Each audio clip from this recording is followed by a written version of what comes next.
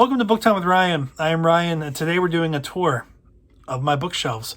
But it's not a bookshelf tour. Oh no. It is a tour of knickknacks on the bookshelves. I'm calling this the BookTube Knickknack November. That's knickknack with a K, with Book Time with Ryan. That's BKNWBTWR. I'm sure that will be trending very soon. What I'm going to do is show you knickknacks that I have on my bookshelves. That's going to be the bookshelf over there, which is mostly comics, graphic novels, and then these three bookshelves here. I do have other bookshelves. I'm sorry, I don't have any other bookshelves. I do have other areas in my study that have things on shelves, but they're not bookshelves. So we're going to try to keep it to that. There are other things on shelves that I'd love to show you, but I just want to stay true to the name of this video. So I'm going to take you through. We'll probably go from my right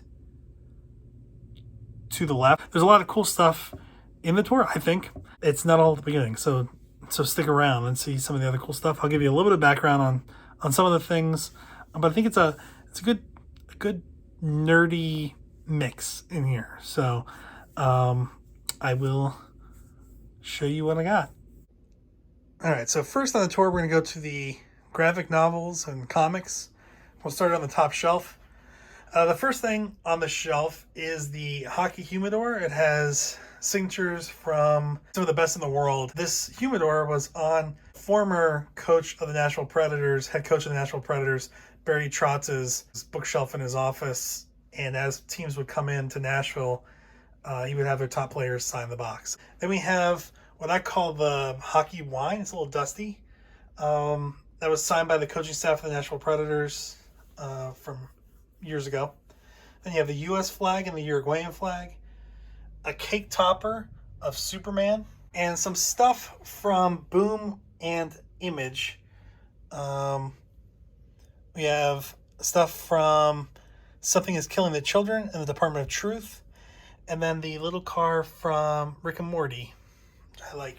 The rest of the bookshelves are really characters from DC Comics, mostly. You have Darkseid there. These are the 7-inch figurines, and they're all on the same scale, so you can just see how much bigger Darkseid is. And then you have members of the Justice League. There's Wonder Woman, Superman, Batman. Then you have the Superman from the Snyder Cut of Justice League. There is the Flash, Aquaman, and Cyborg. And then down here, it's a little different. We have the Hal Jordan, Green Lantern, and Dr. Fate, and then the animated version of Superman.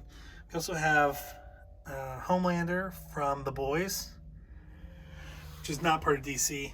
And then over here you have the shirtless, older version of Darkseid, who is stepping on Thanos. Because in this house, we don't like Marvel Comics as much. This is Darkseid's uncle, Steppenwolf, also from the movie. They're both from the movie. And there's Thanos being stepped on. Thanos is actually a copy of Darkseid. And then this guy, I forget what his name is, but he's kind of like a hybrid in one of the comics. All right, now we're going to my business, finance, economics bookshelf. First thing is a mug with Warwick Davis on it. So it says actual size. This was purchased from the Warwick Davis store. And it's from the show Life's Too Short. And he signed the card. There's 100 of these. This is number 50. Then going down, we have a banjo-playing frog that was made out of spoons. I like banjos, so you're going to see more of these banjo things. Basically, working down this bookshelf, they go down diagonally. So on the next shelf down, this is from an art show in Alexandria, Virginia. It's a banjo-playing raccoon. And then there's a picture of my daughter. Down on the next shelf is a baseball card of Roberto Clemente. It's made out of wood, and it has Braille. I don't know what the Braille says. I mean, it's about Roberto Clemente. But this is very, very cool. I was from Pennsylvania originally, from Pittsburgh originally. and the Pittsburgh Pirates are a big part of Pittsburgh, but Roberto Clemente is a hero. It's just cool to have this kind of card. And then here is a trumpet playing little dude made out of nuts and screws. And next one down is the same kind of thing. This is actually my wife's. It's a guitar player. The same store. It was from a music store. And then the next shelf down is a banjo playing kind of cowboy dude made out of horseshoes. Then we have a Coast Guard snow globe that plays Semper Paratus. Let's see if we can have this thing play.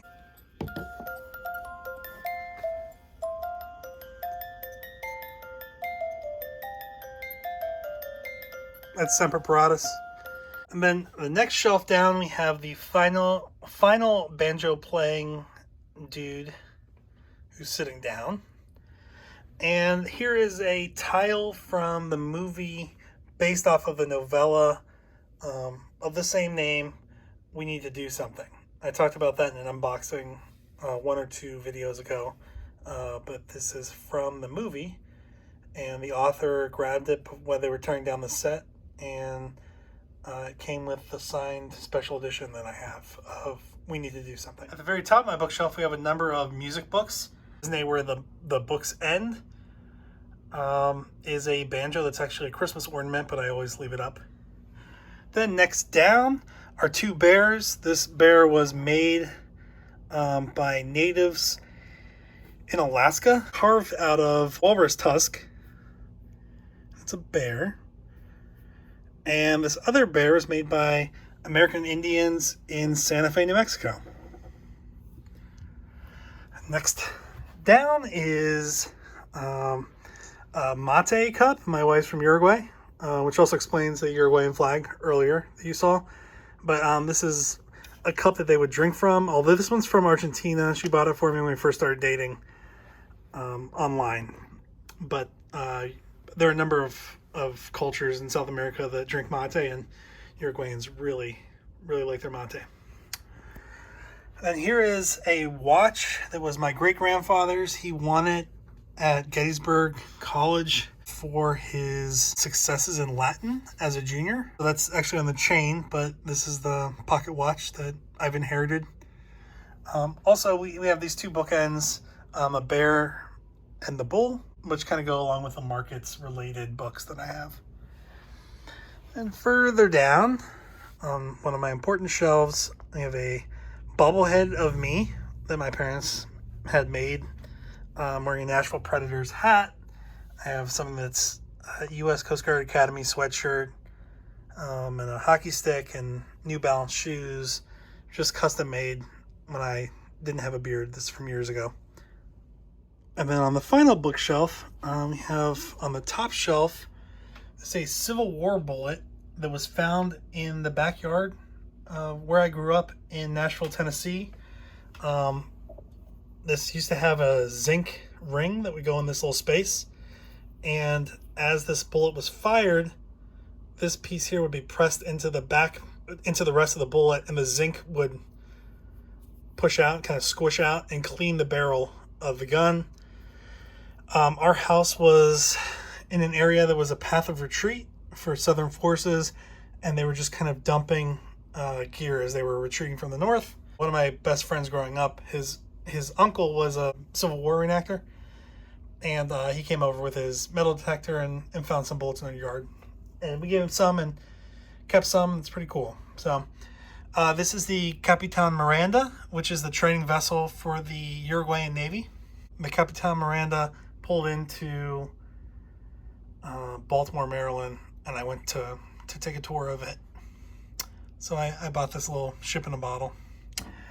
This is what I believe is a Mississippi and Indian spearhead. I found this in Middle Tennessee years ago in a creek bed, and I was at a science camp, and the counselor that was with us said that it was about 3,000 years old. So that's pretty cool. And I put it in this little container that you can open up, but it's just nice to have a display like that. Next shelf down is Bill Mazurowski, who hit the 1960 World Series Game 7 winning home run at Forbes Field in Pittsburgh to lead the Pittsburgh Pirates to a World Series win over the New York Yankees. I have that right next to my Ted Bell Pirate book just because it just kind of made sense. And then this is a Reproduction ship glass. I don't remember what it's actually called, but the way these would work is they were placed in the decks of ships. And if you go back and look at my video about my whaling pilgrimage to New England, there's a shot where I'm walking through a whaling ship and I look in one of the rooms and there's this bright light from the ceiling. So that's one of these. These would basically be set into the deck, and above them is the open, the open air of the ship, and then below is a cabin.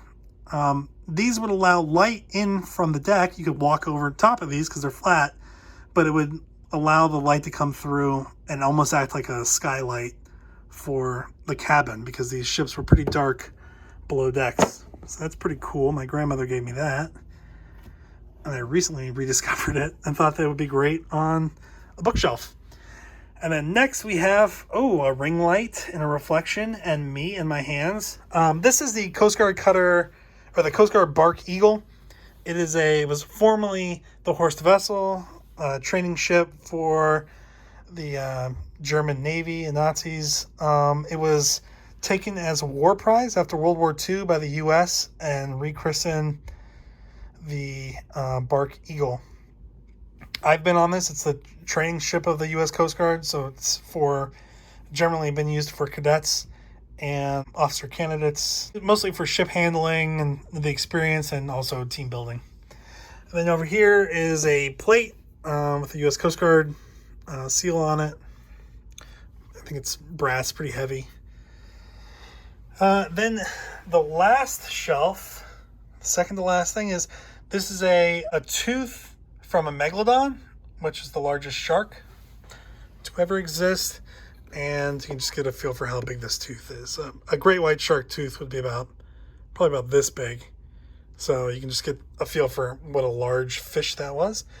And then the newest addition, and probably the thing I'm most excited about, definitely the thing I'm most excited about on my bookshelf, is this. This is a sperm whale tooth. And the artist who drew the scrimshaw on this tooth, probably in the 40s or 50s, is Manuel Cunha, which this pamphlet talks about the work he did. He made a lot of sperm whale teeth scrimshaw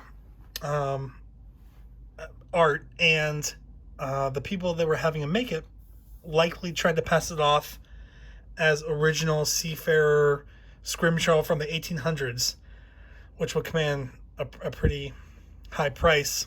So there are many collections around the world that have his art in it because it was believed to be original 1800 scrimshaw by whalers, when in fact it was Manuel Cunha's art that is from the Azores, from Madeira.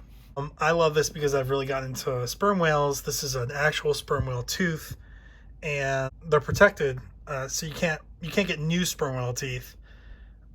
So there's a limited number of sperm whale teeth out there, and this one was obviously before the ban. Just to buy this stuff in the United States, you can't sell over state lines. There's a lot of restrictions. So it's so cool to have, and you can see the size compared to the shark tooth. To have a real sperm whale tooth made by somebody that you're able to identify. We made the stand for it because it didn't come with a stand. And basically this used to be a candle holder, cut it off, put some sponge, and then wrap the sponge in this twine. And then inside there's some kind of material, so it'll just stick. It's not sticky material that allows the tooth to stay on there and to be secured. So it's kind of nerdy. I got the shark tooth probably 20 years ago, and I just got the sperm whale tooth for my birthday this week. Those are the knickknacks of my bookshelves, and I hope you enjoyed this. If If you have any questions, let me know. I'd love to see what you have on your shelves. I know there's a lot of great stuff out there. Thanks.